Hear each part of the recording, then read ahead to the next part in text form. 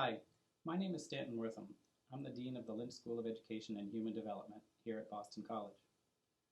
I wanted to talk to you just for a minute about different kinds of American universities. If you're a graduate student, an aspiring graduate student, or if you're someone who is getting a doctorate and wants to go on and get a job as a faculty member in an American university, it might look to you initially as if these universities are the same. In America, they all hire people as assistant professors, and you go through tenure reviews and associate professors if you get promoted, and then full professors. So it looks from the outside as if a professor job is a professor job. You do the same thing, you have the same title. What's the difference? But it turns out that universities and colleges in the United States are fundamentally very different in the kinds of business model or the sort of social organization that makes them work. I would say there are at least 4 different kinds of social organization of life for professors inside universities. So the first one is an entrepreneurial sort of organization. The elite research universities are very entrepreneurial places. The job of a faculty member is to build his or her own brand, because what you're rewarded for is you're rewarded for getting very well known in your field, making contributions that are recognized within academia and beyond. And what is of value to you, what secures your position, is your own reputation, what it is that you can accomplish by yourself. So a lot of elite research universities are like that, and if you find yourself at one, you will see faculty behaving not for the good of the institution, not necessarily for the good of the students, but in order to build their own reputation, in order to establish a research trajectory where they're people who are looked for.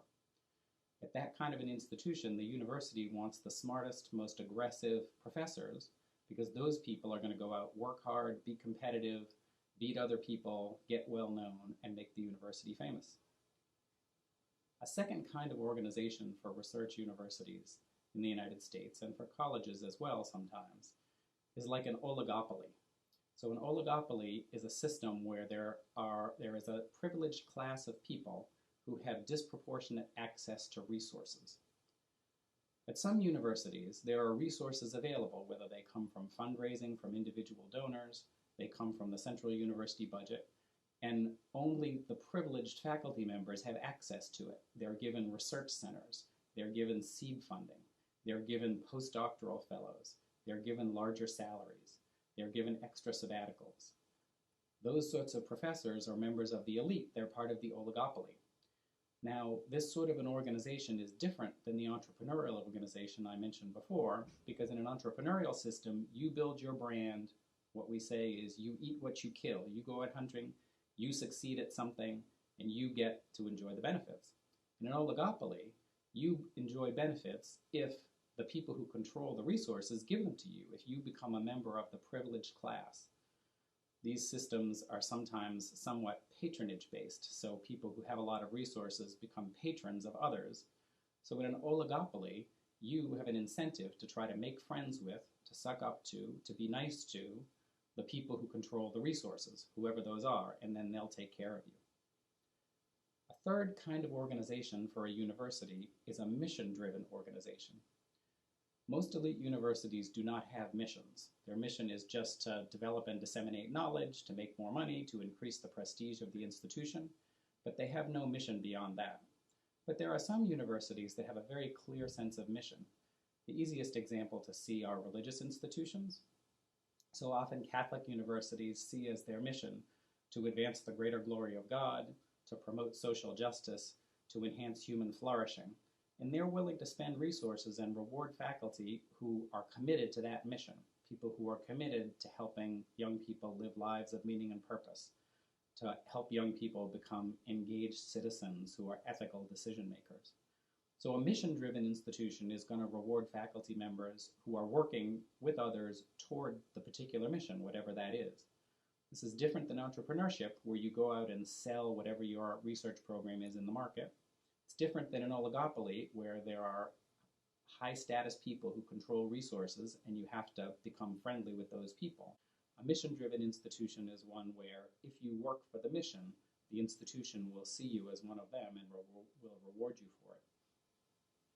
A final kind of organization that I'll mention has to do with community. Many universities and colleges have very strong senses of community where members of a department, members of a university support each other. They work together. They try to collaborate with other people. They feel that they share something. They could share a sense of mission. They could share a sense of trying to work to develop graduate students or undergraduate students. They feel as if they're people who collaborate instead of compete. Notice how different this is than an entrepreneurial system where everybody is competing in order to get the biggest brand, the highest reputation, so they can get more stuff for themselves. In a community-based organization, people are working together in order to advance the whole as opposed to trying to advance themselves as individuals. So the reason for telling you about these 4 different kinds of organization for a university, whether it's entrepreneurial, whether it's an oligopoly or a feudal system, whether it's a mission-driven institution or a community-based one, is if you find yourself as a graduate student or as a faculty member, the rewards and punishments, the way that your behavior will be shaped is going to vary quite differently depending on which of these 4 systems you find yourself in.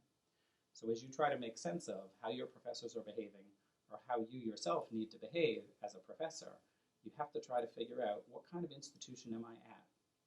Now these are 4 ideal types. Sometimes an institution is a mixture of 2 of those types, so you often don't get pure types.